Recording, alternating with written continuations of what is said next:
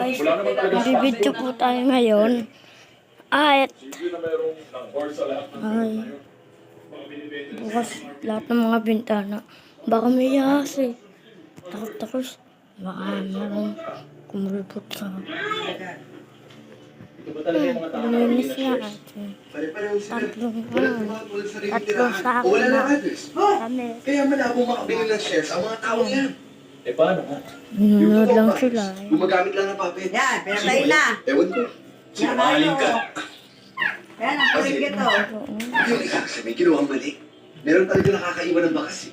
Isa siyang matandang may problema sa utak na nagtatrabaho sa mga Saan ba ako tutulog? At yung isang anak ng may-ari ng farm. Sabihin, Natulog ka na dyan. Yung panganay, researcher sa isang pharma company. Wala mo ulit. Awa Farm. Bingo. Mamangati ako eh.